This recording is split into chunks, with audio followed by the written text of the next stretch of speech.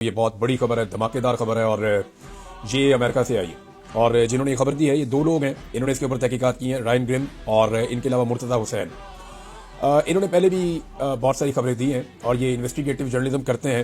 Drop site news میں امریکہ میں۔ اور اس سے پہلے ان کی ایک بڑی پاکستان میں خبر مشہور ہوئی تھی، آپ کو یاد ہوگا جب سائفر آیا تھا تو پاکستان تحریک انصاف کا ایک ساری جماعتوں کے ساتھ، پی ڈی ایم کی جماعتوں کے ساتھ، اسٹیبلشمنٹ کے ساتھ ایک پھڈا ہو گیا تھا۔ تو اس وقت جو سائفر کا پورا متن ہے یا جو اس کا پورا کانٹینٹ تھا وہ ان صحافیوں نے چھاپ دیا تھا۔ بہت سارے لوگوں نے ڈینائی کیا، لیکن پھر بعد میں پتا چلا کہ ان کی خبر درست ثابت ہوئی اور وہ ثابت ہو گیا کہ ان کی خبر ٹھیک تھی۔ ابھی جو انہوں نے خبر دی ہے اس نے ہلا کر رکھ دیا پورے سسٹم کو، اور یہ کیونکہ امریکن میڈیا ہے تو امریکہ میں اس کا انفلوئنس بھی بہت ہوگا، اور یہ خبر جو انہوں نے دی ہے، انہوں نے دعویٰ تو یہ کیا کہ ان کی سورسز سے بات ہوئی ہے۔ اب یہ خبر کیونکہ رائن گرم کی ہے اور مرتضی حسین کی ہے تو جو بھی کارروائی کرنی ہے میری گزارش ہوگی اسٹیبلشمنٹ سے اور ساروں سے انہی کے خلاف جا کے کر لیں،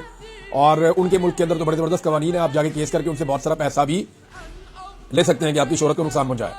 بہرحال جو خبر ہے وہ ایز اٹ از میں آپ کے سامنے رکھتا ہوں، میں نے اس پوری خبر کو ٹرانسلیٹ کیا ہے تاکہ ہر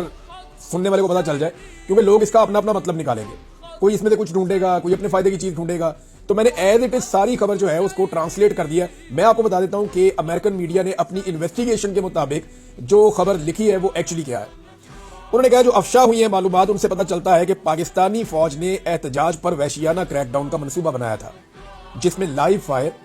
اور اس کے بعد کور اپ شامل تھا۔ لائیو فائر کہتے ہیں کہ جو ریئل بلٹ ہوتی ہے جس سے فائر کرتے ہیں بندہ مر جاتا ہے، وہ بنا، اور کور اپ کا مطلب ہے بعد میں جو کچھ بھی ہوا، جو سین تھا اس کے اوپر سے سارے ثبوت مٹا دینا، اسے کور اپ کہتے ہیں۔ میں آسانی کے لیے آپ کو بتاتا جاؤں گا۔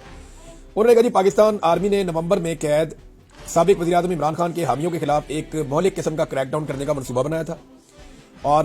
وہ یہ کلیم کر رہے ہیں کہ پاکستانی فوج کے اندر ایک ذریعہ ہے کوئی بڑا تگڑا، اس کے ذریعے سے ان کو یہ معلومات ملی ہے، اور دوسرے ذریعے نے اس معلومات کی تصدیق بھی کی ہے، یعنی کاؤنٹر چیک کیا انہوں نے ان کے مطابق۔ حکومت کے ملٹی سٹیج پلان کے انکشافات، وہ کہہ رہے ہیں جو چیزیں ہمیں پتہ چلی ہے وہ یہ ہے، اس میں کمیونیکیشن کو بلیک آؤٹ کرنا تھا، سنائپر تعینات کیے گئے، آنسو گیس سے مسلح فوجی تک کا معاملہ، اور پھر اسلام آباد کے دل کے اندر ناکہ بندی کی گئی ہے حکمت عملی کے ساتھ، اور لائیو گولہ بارود کا استعمال بھی شامل تھا۔ یہ ظاہر کرتا ہے کہ پاکستان کی فوجی حکومت اپنے حامیوں کے بارے میں کس حد تک خطرے کی گھنٹی محسوس کر رہی ہے، یعنی یہ جو حکومت بنی ہوئی ہے اس کو ملٹری کی بیکنگ ہے، اور یہ کیسے اپنے آپ کو خطرے میں محسوس کر رہے ہیں۔ اور پھر پاکستان تحریک انصاف جو عمران خان کی ہے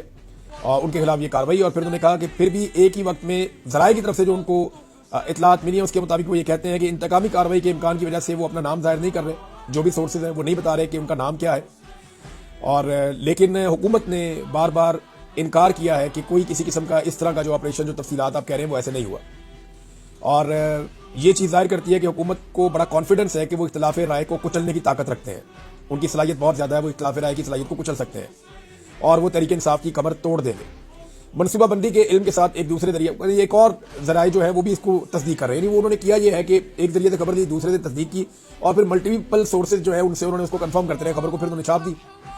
بہرحال انہوں نے کہا جی کہ اسی قسم کا خاکہ چھپا ہے باقی ساری جتنی بھی سورسز سے خبریں آئی ہیں۔ انہوں نے کہا کہ 26 نومبر کو عمران خان صاحب نے دارالحکومت اسلام آباد میں مظاہروں کی کال دی تھی،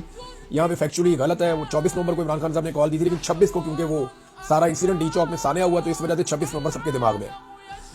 تو انہوں نے کہا جی کہ ان کی کال کے اوپر بہت بڑی تعداد میں ہزاروں عمران خان صاحب کے حامی پی ٹی آئی کے اسلام آباد پہنچے، تمام رکاوٹوں کو انہوں نے عبور کیا، انہوں نے جو کارگو کنٹینر سے رستے میں ان کو بھی ہٹایا، انٹرنیٹ کی بندش کا سامنا کیا اور آنسو گیس کی شیلنگ کا سامنا کیا، اور ایک جو قیادت کر رہی تھی وہ عمران خان کی اہلیہ تھی، اور دوسرے علی امین گنڈا پور تھے وہ قیادت کر رہے تھے جو خیبر پختونخوا کے وزیر اعلیٰ ہیں، اور یہ 4 صوبوں میں سے ایک صوبہ ہے جہاں پہ عمران خان صاحب کی پارٹی نے حکومت بنائی ہے۔ پھر انہوں نے کہا جی کہ واٹس ایپ جیسی سوشل میڈیا اپلیکیشن بھی بند رہی اس دن، اور فوج کو دارالحکومت میں بلایا گیا،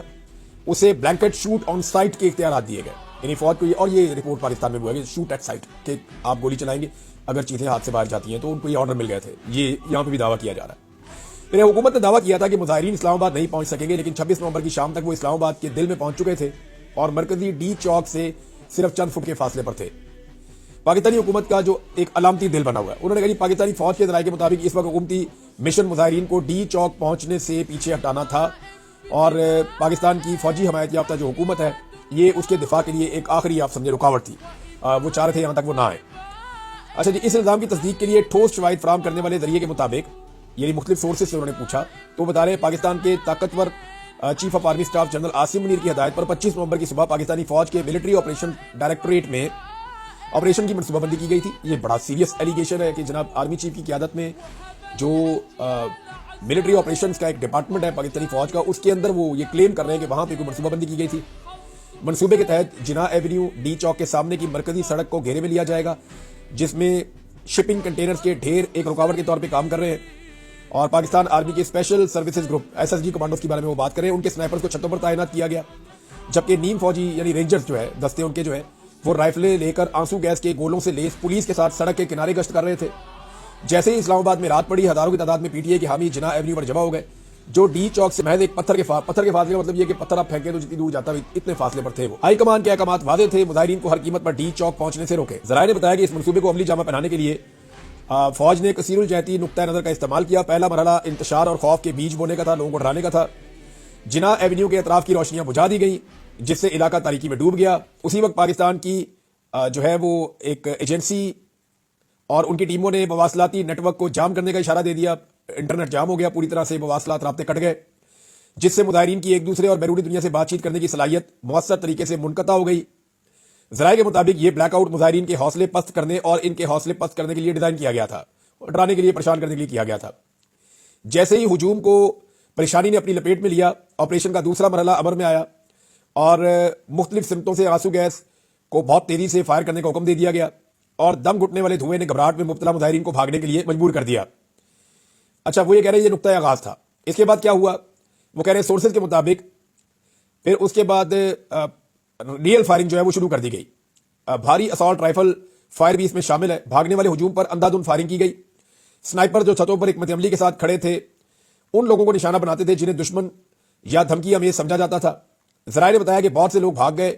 जब इब्तदाई ब्रस्ट स्प्रे किया गया तो लोग भागे। ये गैर यकीनी है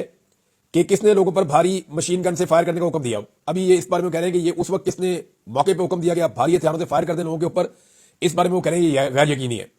इमरान खान की बहन अलीमा खान के बारे में उन्होंने लिखा कि वो मौके पर मौजूद थी और उन्होंने इंटरव्यू देते हुए ड्रॉप साइट को बताया कि आंसू गैस के साथ साथ शूटिंग की भी तफसील बताई। उन्होंने कहा कि जब मुजाहिरीन अंधेरे में डूब गए तो करीबी कारों ने निशाना बनने से बचने के लिए अपनी लाइटें बंद कर दी और मुकम्मल अंधेरा हो गया और मोबाइल फोन भी बंद कर दिए गए। उन्होंने कहा कि नौजवान मुजाहिरीन ने आंसू गैस के जो गोले गिर रहे थे उन्हें उठाकर वापस फेंकने का काम किया, जबकि जो बुजुर्ग मुजाहिरीन थे वो उनके ऊपर कपड़ा डाल रहे थे, उनको ढांप रहे थे। उन्होंने मजीद कहा कि रैली सारा दिन ऐसे लगता था जैसे एक त्यौहार की तरह आगे जा रही है, लोग बिल्कुल पुरअमन थे। मुजाहिरीन के साथ उनके बच्चे भी शामिल थे। उन्होंने पुरतशद्दुद होने का कोई इरादा किसी मौके पर जाहिर नहीं किया। फिर उन्होंने कहा कि यहां लिखा है कि इस ऑपरेशन के दौरान दरमियानी ऊंचाई पर उड़ने वाले जो ड्रोन्स हैं जिनके पास थर्मल इमेजिंग की सलाहियत मौजूद है। थर्मल इमेजिंग कहते हैं जी ये जो ऐसा ड्रोन जो नीचे अगर अंधेरा भी है ना तो वो इंसानी बॉडीज को दिखाता है। ये बॉर्डर पे इस्तेमाल किया था, अमेरिकन ने बहुत इस्तेमाल किया, इंडियंस के पास भी है, हमारे पास भी है। ये ऐसा होता है कि अगर कोई आदमी अंधेरे में भाग रहा है तो उसकी वो रेड कलर का उसमें नजर आता है, वो पता चलता है यहाँ बंदा जा रहा है और उसका पूरा एक हैवला नजर आता है। तो इस तरह से वो थर्मल ड्रोन की बात कर रहे हैं। यहाँ पे उन्होंने क्लेम किया कि वो भी छोटे ड्रोन जो है वो लाइव निगरानी के लिए वहां पे मौजूद थे, जो देख रहे थे और ऑपरेशन के कमांड सेंटर में जो कत्लेआम हो रहा था उसकी रियल टाइम फुटेज वहां पे जा रही थी। फिर सोर्स ने बताया, जो सोर्स इनको